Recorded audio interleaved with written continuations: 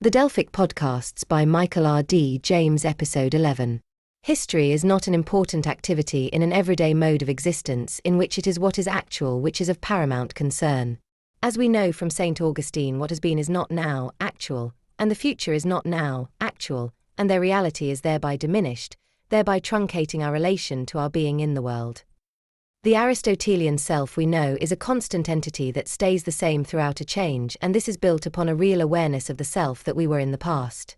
Accused of a crime that has been committed some time ago assumes that it was me that committed that crime.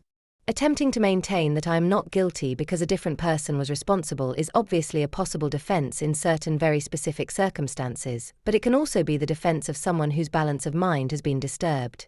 My past self is just as real as my present self and the future self I wish to be. History is an important part of our knowledge of the world. Heidegger elaborates upon this theme. In analyzing the historicality of Dasein, we shall try to show that this entity is not temporal because it stands in history, but that, on the contrary, it exists historically and can so exist only because it is temporal in the very basis of its being. Page 428. Dasein is, of course, embedded in a context of involvements relating to clocks and calendars, and this has transformed the time of the world into a temporal continuum. The political environment of the world that is tending to become more global is thereby transforming its geography into a spatial continuum with a particular temporal history and a particular temporal future. In a museum, ready-to-hand items and equipment are exhibited in the mode of the present at hand. The world they once belonged to also lies in the past and may be a lost world if we do not know the context of involvements, or form of life, they were a part of. Without the historizing power of Dasein, these items would remain like pieces of rock from outer space. Certain more complex entities, such as the ruins of ancient temples, however, have a world historical value which require extensive studies if we are to understand their true place in the societies of the time, if we are to understand the Dasein that has been there. If the temple happens to be a work of art as well, with the depth of all great artworks, then the feeling of the temple's beauty may turn into an experience of the sublime. Otherwise, they will forever have merely a present-at-hand form of existence. The clock and the calendar are of course important items of equipment necessary for the construction of world time. Every now can be measured and connects the past with the future via a present. In both cases, world historical and world time, the sky plays an important role in the measurement of time. The truth of space, Heidegger claims, is given in relation to time which, as far as we know, has no beginning and no end, and which was the subject of Karazan's dream journey into the darkness of space. Returning to the land of the waking, forced Karazan to change the way in which he viewed the world.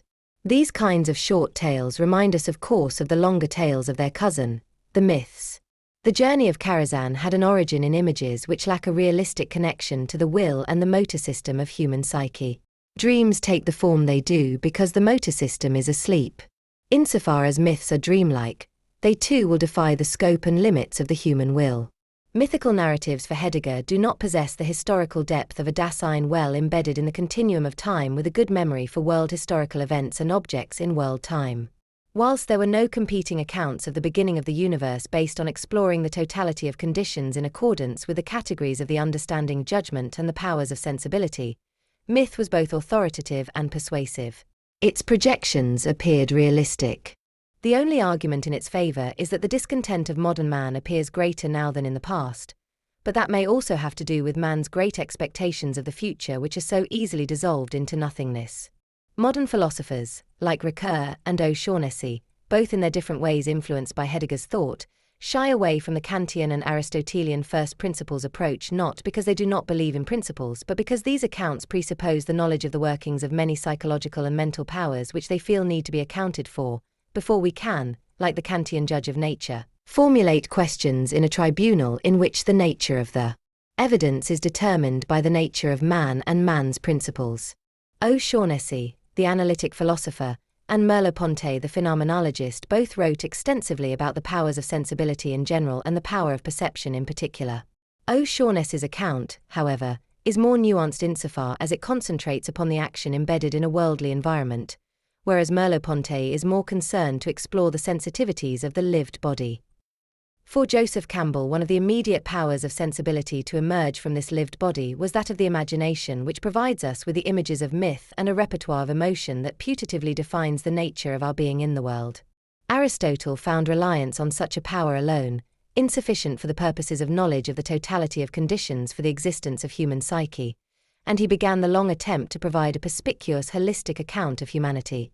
If mythology gave us a picture of man in one dimension, Aristotle added another dimension, and three-dimensional man began to emerge in outline with the critical philosophy of Kant, the philosophical psychology of Freud, Wittgenstein, O'Shaughnessy, and a number of other philosophers who refused to reduce man either to the materialistic substrate sought by science or the mystical spiritual account handed down to us by mythology. The limitations of consciousness for this task were made apparent by Merleau-Ponty in his work The Phenomenology of Perception, in which he claimed that consciousness was by necessity perspectival, and essentially incapable of the total synthesis of horizons which would enable us to be aware of something from all times and all places. Signs. Page 13. Reason, on this account, forces us to reject the life world and its essential characteristics. This, however, could not be further from the truth in the cases of Kant and Aristotle, who see the totality through the lenses of three major mental faculties and a repertoire of powers belonging to all three faculties, culminating in the power of reason that is integrated in its function with many other powers. The body's vital psychological powers may well, as Freud pointed out, predate the powers concerned with concepts and abstract ideas, but this fact does not preclude their occurrence or role in an integrated repertoire of powers. A full account of man, then, might require a number of theoretical, practical, and productive sciences, including metaphysical philosophy. There is no doubt that in the mind of Joseph Campbell it is the harmony and the conflict of the organs of the body that is the source of what he regards as the transcendental imagination. Perhaps Merleau-Ponty's phenomenology of language could also play a role in articulating the nature of the integration of our psychological and mental powers, and this might in turn illuminate the power that mythology has to mobilize man's spirit for life, civilization building, and cultural activity that meets both aesthetic and cognitive needs. Let us then begin by noting that for Merleau-Ponty, science is a second-order expression of our activity in the life world, phenomenology of perception. The source of human powers for Merleau-Ponty lies in the lived body, and insofar as the power of language is concerned, the body is even the source of its fundamental constituting powers. R.C. McCleary, the translator of Merleau-Ponty's work Signs, claims the following in the preface to the work. My body teaches me to know the simultaneous presence of multiple perspectives, because the body as perceived in self-awareness and the body as perceiving motor power are linked in coexistence or compresence as the visible and constituted and the invisible, constituting aspects of a single existential world. Suppose, as Merleau-Ponty puts it, that my left hand begins to touch my right while my right is touching it. Through the sort of reflection effected in this carnal self-perception, the operating intentions of my body as perceiving motor power, the right hand constituting the left as a perceived thing, are suddenly encroached upon by the constituting intentions of my left hand, which set about in turn to constitute my perceiving body. My body has become a subject-object or perceiving thing, an experience of premonition of a common world in which myself and others are embodied as reciprocally perceiving and perceived. Page 17. McCleary elaborates upon this theme by claiming that the logos of the aesthetic world may literally be called the mystery of rationality. Page 19. It is possible that this aesthetic relation we have to our bodies, which mirror each other, are one of the conditions among a number involved in the operation of our reasoning power. Another issue of importance to consider in relation to the lived body living in a life world is the mystery of the power of language. For Merleau-Ponty, we are clearly dealing with a kind of expressive action which is related to the meanings that are intended in the use of our language. In my dialogue with other speaking men, expression and communication are polarized about significative intentions which converge through reciprocal encroachments in spoken words. Since these signifying words are visible traces of corporeal intentions, they are always surrounded by a corona of latent significations. Pages 21 to 22. This for Merleau-Ponty is one condition for the role of the power of language in the formation of a culture containing as it does the arts and the sciences, which are the metastructure of the cultural lives of a community based on the latent meanings of the words of our language which the members of the community have learned. The problem with focusing upon perception as a founding power of our culture is that men's relations to one another get reduced, as was the case with Hegel, to the relation of mutual recognition. The Hegelian spirit excludes certain intellectual powers rather than engaging with a more complex state of affairs, where a number of powers from different faculties are integrated with and controlled by reasoning processes which, in Kantian critical philosophy, result in human rights constituted by a moral law. A law which bestows the responsibility upon all men to treat all men, including themselves, as ends in themselves. With Kant's reflections, we are thrown back to ancient Greece and Aristotle in particular, to define justice as something that was both good in itself and good in its consequences. In hylomorphic philosophy, politics was intimately related to rhetoric, which via enthymemes expressed the truth about the good and attempted to persuade people of the difference between just and unjust causes.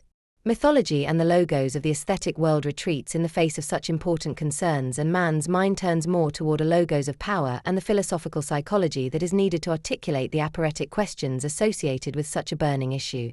Mythology is almost silent in relation to this burning issue and its associated aporetic questions.